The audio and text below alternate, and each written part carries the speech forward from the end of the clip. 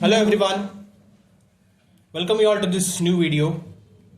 So in this video I will be discussing one problem as I've told you from my passing package related to MIMO zero forcing receiver. Okay, so from module 4 this is the question, and I'm not sure whether this would be coming, but still I thought to provide you this information about this problem. Okay, very easy problem. Compute MIMO zero forcing receiver for the given H matrix. Okay, that H matrix is called as fading matrix, and here in this case they have given it as 2 3 1 3 4 2.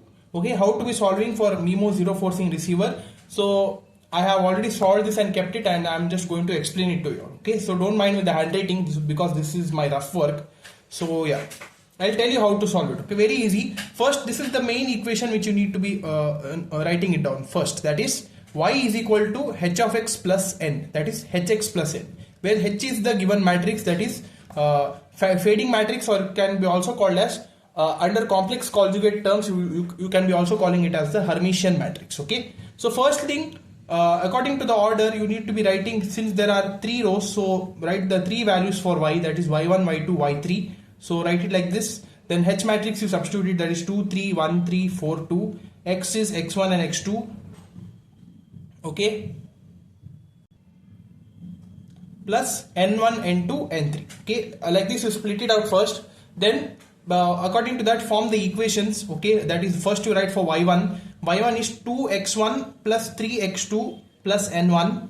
So y2 is x1 plus 3x2 plus n2, y3 is 4x1 plus 2x2 plus n3. Okay, like this is the thing you need to be doing. Now the zero forcing, in order to calculate the zero forcing factor, that is f of zf, this is the formula under MIMO zero forcing receiver. Okay, so the formula is h transpose h the whole inverse into h transpose h. Okay, this formula you need to be remembering. Whatever h value is given, that you need to be putting it and solving it. Okay, so nothing much I've done here. You see here, first I've taken the h transpose, that is this matrix is there, right? 2 3 1 3 4 2. You should be taking its transpose, that is 2 1 4 3 3 2, into the original matrix H, that is 2 3 1 3 4 2. So you see the order now. This is 2 cross 3 and this is 3 cross 2. So you need to be doing the matrix multiplication. So 2 into 2 4 plus 1 into 1 1 plus 4 into 4 60. Okay, like this the first element is 21. Similarly for the second element,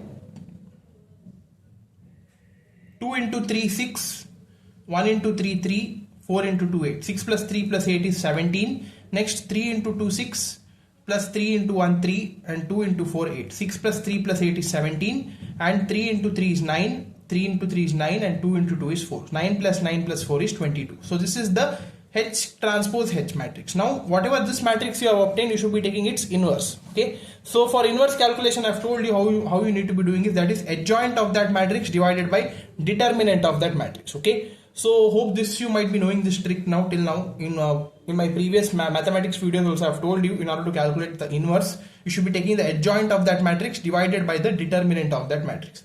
Adjoint can be done by simply exchanging the diagonal elements, interchanging, that is here we have 21 22, it would be 22 21, and in the non-diagonal elements only sign changes, the elements would be remaining in the same position. Okay, so here the sign changes here 17 17, so this would be 22 21. So this divided by determinant of this matrix, that is 21 into 22, that is 462, minus 17 into 17, that is 289. Okay, so 462 minus 289 is 173. So 1 divided by 173 into this matrix. So this is the this much is done.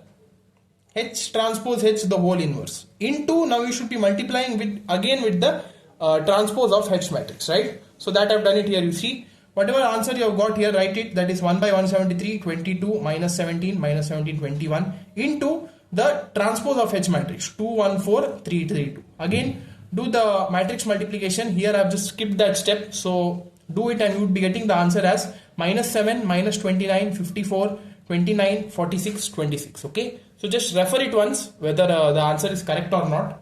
So after that just divide all the terms by 173. So you would be getting the final zero forcing factor FZFS as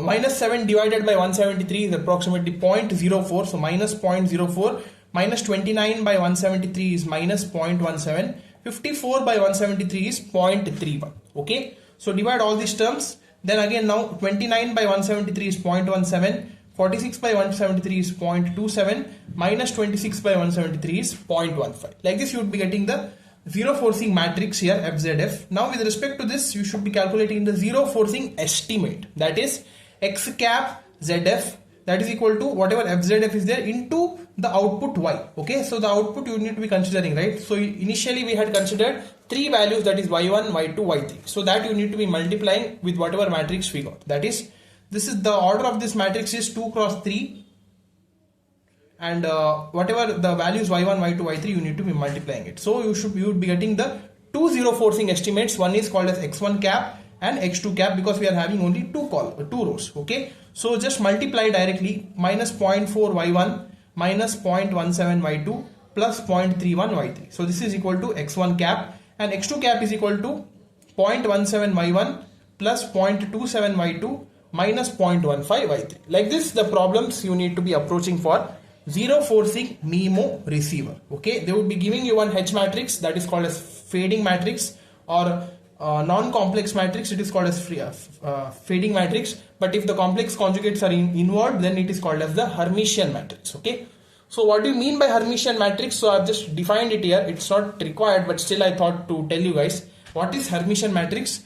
Definition is, it is a complex square matrix which is equal to its own conjugate transpose. Okay, so here this is the main condition with respect to Hermitian matrix, that is AH is equal to A transpose. The conjugate of that matrix is equal to the transpose of that matrix. Okay, so that's why here in this case, see, we have taken the transpose and conjugate as the same. Okay, so that's why here with respect to H matrix, always if it is non-conjugate or conjugate, the Hermitian matrices always would be having the transpose and conjugate properties as similar to each other. Okay, so this was that problem, guys. I thought to tell you in this video, so please go through it. Okay, so in the upcoming videos I will be telling you one problem related to singular value decomposition, SVD, from module 4 itself.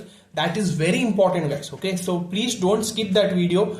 If you skip that video, one sure question you will be losing from your side. Okay, if they ask the problem. So problems, I guess, won't be asking in this paper, but still for the safer side, from module 4 I have some of the problems I have shortlisted, and I'll make the separate videos. Okay, so please focus on this subject thoroughly. Go through all my questions in the passing package. Okay, because no much study materials are available for this subject in YouTube. Also, if you search also, you won't be getting any videos, because the subject is completely new. It was not there in the previous schemes and all, so that's why we are the first traps. So we should be focusing very well. Okay, so in the next video I'll be solving some problems related to singular value decomposition. Please stay tuned for it and watch that video. Okay, so that's all for this video, guys. Thank you.